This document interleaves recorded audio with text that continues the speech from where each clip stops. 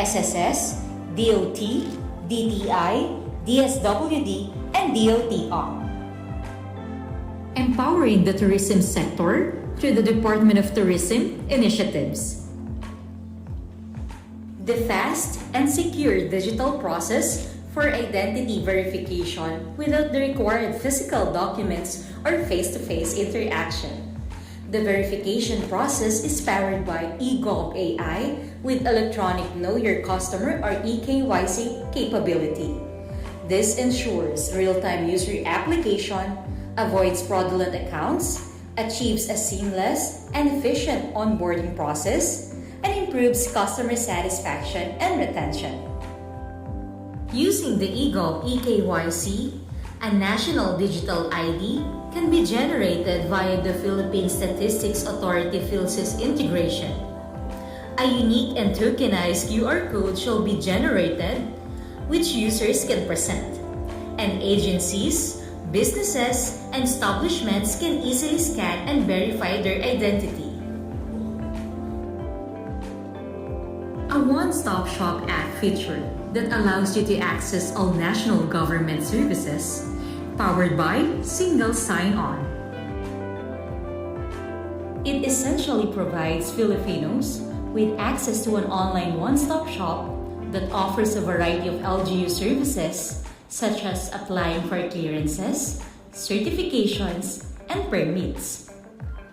In partnership with DOLE, CHED, TESDA, and other agencies, citizens can now build their simple resume to be accessed by local and foreign job providers. In partnership with the DOT and DILG, information on all tourism spots can be aggregated in a single platform. The DICT is working closely with the DFA, DOT, and the Bureau of Immigration to implement the Philippine e-visa portal for easier entry of tourists into the country.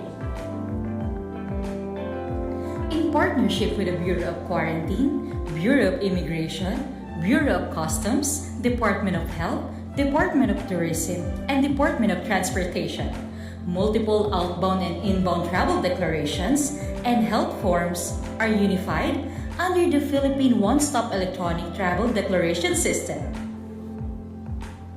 You can now locate your nearest malasakit centers, healthcare facilities, and hospitals. Your feedback plays a crucial role in enhancing governance and fulfilling the government's mandate.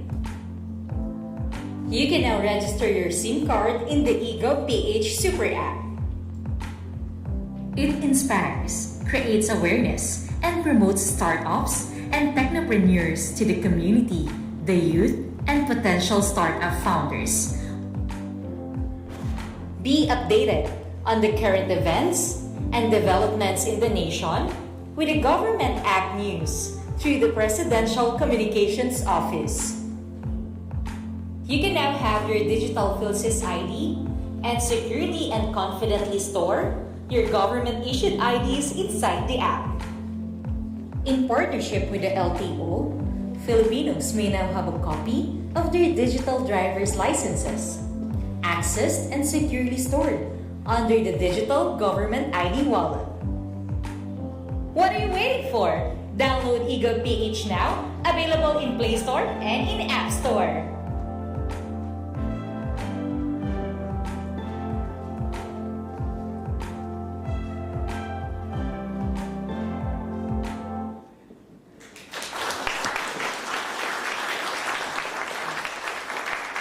At this point, may we again invite DICT Secretary Ivan John Uy to introduce our guest of honor.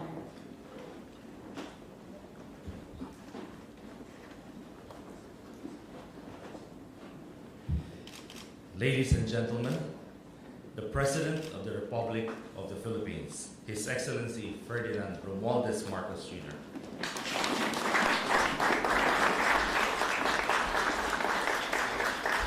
Thank you, Sec Ivan Uy, please have your seat.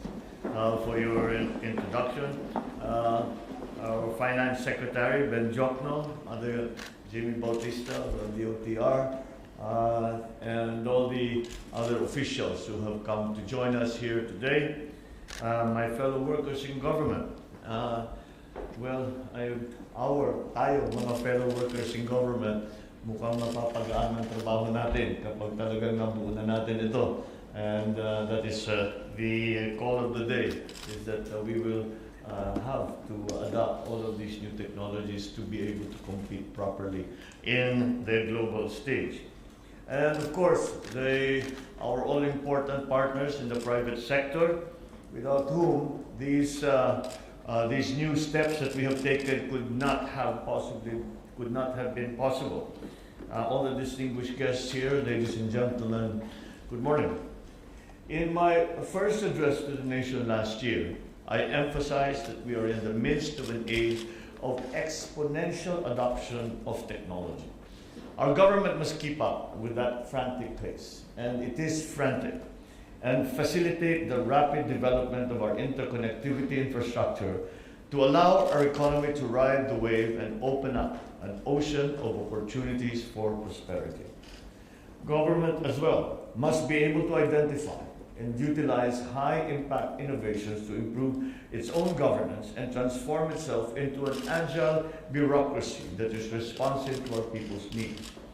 As we commemorate National ICT Month, it's proper that we recapitulate what government has collectively accomplished over the years to develop and strengthen our country's overall ICT infrastructure.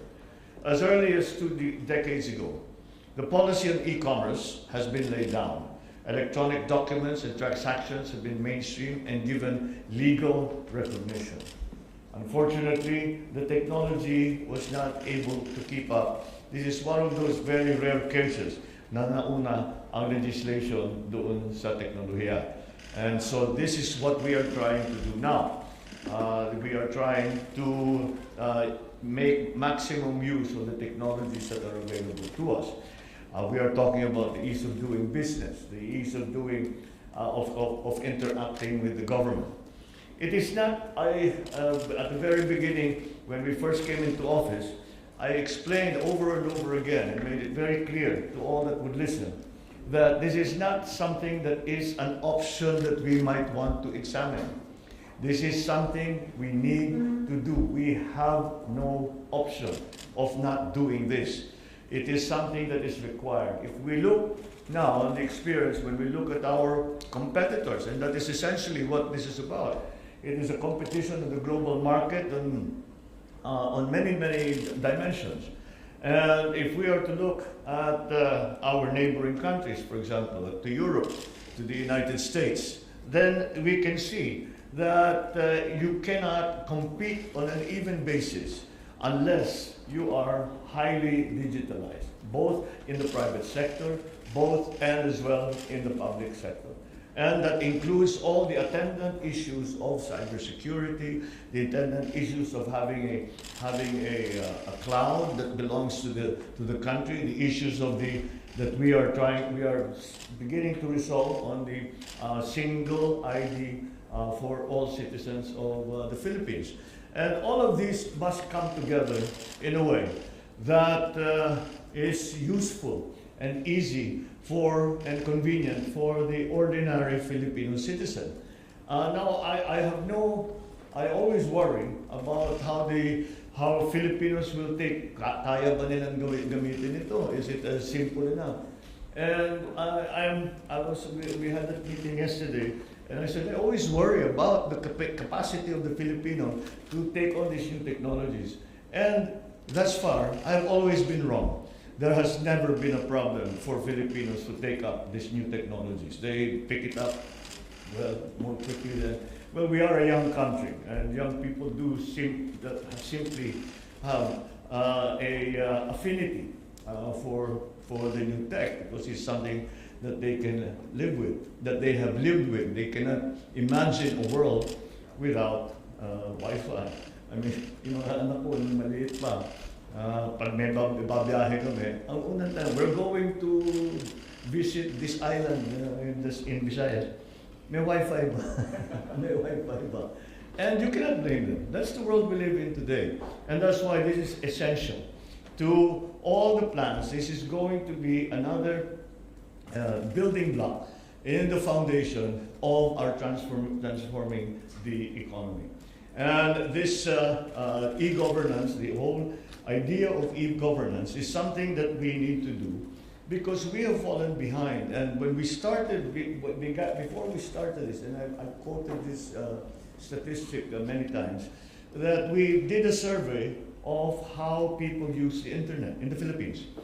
And the result was quite enlightening in that they say 95% of their daily activities, the shopping, the paying, the bank, and even the payments, government, all 95% are done online. So ano yung 5%? Government. We cannot do it online with government. We have to go to the office. We have to collect the birth certificate, the documentation, the KIRAs, and then we go to the government, the government office, and they say, you're missing one document. Balik na naman, and they do all of these things. So that just won't work. And as we can see, many of the problems that we are encountering are simply because of the problems that are being faced by both in the public sector, by ordinary citizens in their dealings with government. It's the ease of doing the work. It's the ease. Now, we hope with the beginnings of the e-governance system that a senior living in a isolated place, an isolated island somewhere, by which time we will have connectivity, can just go onto their phone. They don't know how to do it. They call the child or yung apo nila, sige, kayo gumawa. And do all their business on the internet. And be able to have payments. The central bank actually was leading the pack here, in that the central bank has also been very, very aggressive in trying to make as many of these payments, both to government and from government, in the digital space. And that, I think, has been very, very successful. And you can see, we were in GSIS the other day, and only 4% now, 4.7% of their transactions are done over the counter.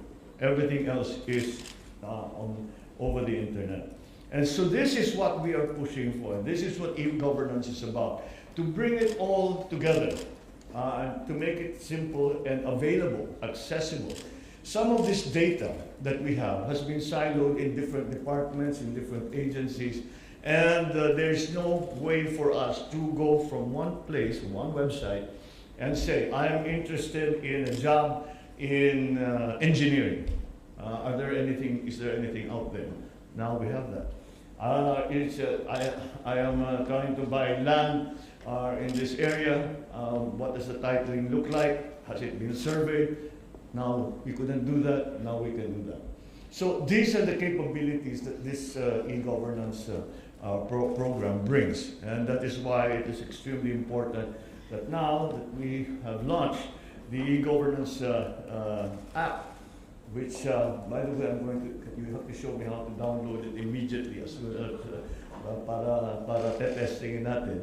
Once again, that brings us again to the issue of our IDs. And so the IDs are really going to be the central focal point for the dissemination of information, the dissemination of services, etc. So that's what we are working on, and I think we're making a good deal of progress. We are finding those operations, those groups who are able to print them out now. Right now, it's a little unsatisfactory because what we call an ID is essentially a picture of an ID. There's no data that backs it up. I think the simplest example, which I think most of you will have been familiar with, either first hand or second hand, is the social security number in the United States. You give your social security number, they have all your data. You don't have to explain. You don't even have to bring the documentation. All they have to do is to verify that you are indeed who you say you are. And once your identity has been confirmed, then you can do the business that you need to do with government. So this is what we are aiming for. But this is an extremely important step in heading down that road of digitalizing our bureaucracy, our government functions. And this will extend, and not only to the national government, this will extend to even the local government. The local government actually local governments have, many of them have already taken the initiative and have started to digitalize themselves. Now what we have to do is to consolidate all of those systems in place, allow them to communicate with each other in a way that is useful for the consumer, for the citizen, in terms of, again, the business that has to be conducted with government. So I'm very, very happy that we are going in this direction. There is another part of this that is extremely important that we sometimes do not talk about, and that is the lessening of corruption. Because when you do not have to talk to a person at all for the entire process, wala kang kausap na tao, there's no discretion that's being exercised at any point. It's either yes, no, yes, no, yes, no, 1, 2. It's binary, 1, 0, 1, 0. It's binary. So that way, it simplifies the process, especially for the citizen. And there is no discretion being exercised by anyone. Eh, kung di mo ako lagyan, hindi ko ipapaano ito, hindi ko pa iipiting ko ito. Yung mga ganun. O kausapin mo yung si ganito ganyan, siya mag-aayos, yung fixer niya. Wala na yan. Mawawala na yan. And we owe that to the people. We owe them to be able to do that. We should not allow them to continue to suffer to this antiquated, corrupt, and inefficient system. Mabuti naman, if it works, it doesn't work. It just gets worse and worse and worse. So we are looking forward to these e-governance platforms that we are starting to put up, the issuance now of the national ID, which will be a proper ID in the sense that it contains data that is critical or that is important or that's necessary for the conduct of business with government. So this is a very good step, and we will continue to push this, and we will need the partnership not only of our government agencies, but also the private sector, because the private sector also has concerns in this regard, especially when it comes to cybersecurity. So these are the elements that we have to be looking at, and that we are looking at. So I congratulate the ICT for now having the first e-governance app, and we will continue to make it more extensive, make it more sophisticated, and eventually put us at an even keel, at the very least at an even keel, or hopefully at an advantage as we compete in the global market for the supply of goods, for the supply of services, for the supply of labor, for opening up new markets. All of these elements, which we have to make more robust if we are going to do well in the next decade or two. Thank you very much, and good morning. Thank you, Mr. President. At this point, may we request the President to grant us a photo opportunity. To start with, may we call on the Cabinet Secretaries and government officials.